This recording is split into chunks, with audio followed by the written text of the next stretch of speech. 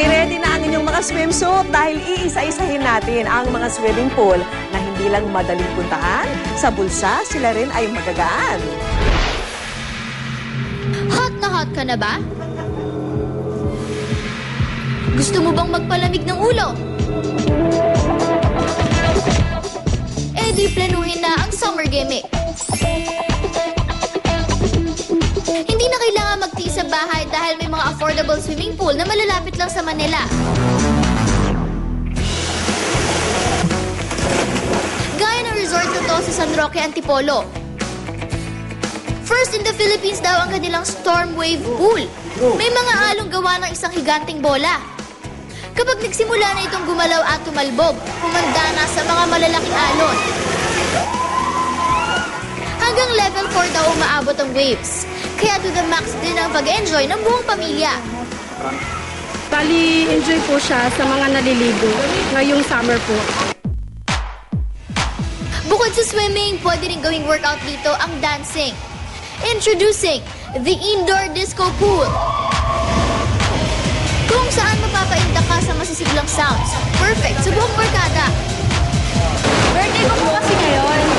And dito lang po yung magandang location para i-celebrate ang birthday ko. Dito sa loob, parang talaga sa disco bar talaga. May lights, may sounds. Para sa mga chikiting, andyan ang kiddie attraction na turtle pool. Para naman sa serious swimmers, nariyan ang athlete pool. Lahat ng yan abot kaya sa entrance fee na 160 pesos para sa adults at 130 pesos naman para sa mga batang below 4 feet ang height. Pinupuntahan yung aming resort kasi hindi lang paulit-ulit yung mga amenities na meron kami, pero every year may mga developments and may improvements kami. Dito na sa San Jose del Monte, hindi lang daw mga deboto ang pupunta dito. May resort kasing pwedeng pasyalan. Pagpasok mo pa lang, feel mo na ang kanilang warm welcome. 17 years na ho itong Go to Visa. Sila rin nagpupunta taon-taon. Nakikita namin kasi natutuwa sila sa aming mga receptionist kasi niyatin sila sa kanilang kubo. Bentahin ng resort ang naglalakihang slides. Sa Titanic-inspired na barkong ito, napatatagpuan mismo sa gitna ng malaking pool. Sa ibang resort kasi minsan isa lang, dalawang pool. Dito medyo madami kang choices na pool.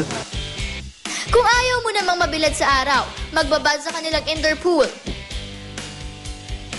Ang entrance fee na 150 pesos para sa adults at 100 pesos para sa kids.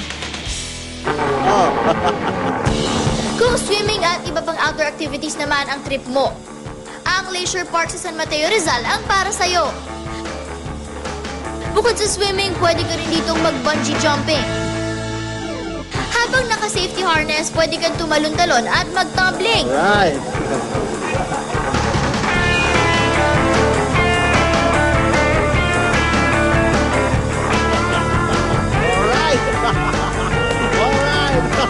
Masarap po lumipad kasi para kang si Superman. Ang unang reaction nila is yung natatakot sila.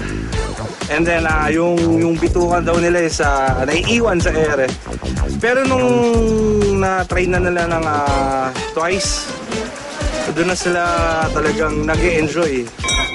Sa halagang 40 pesos naman, siguradong maaaliw ang mga chikiting sa pagsakay ng mini kiddie train na umiikot sa buong resort. Masarap naman pakiramdam. Parang nakasakay ng totoong train. O kung talaga nagtitipid, nandyan ang libreng playground. Meron din ditong libreng basketball court para sa mga gustong magpapawis. Sulit ang 150 pesos na entrance fee for adults at 140 pesos naman for kids. Kaya kung gusto magpalamig ngayong tag-init, tandaan hindi kayo mauubusan ng mga summer gimmikan na madaling puntahan. At sa bulsa ay magaan.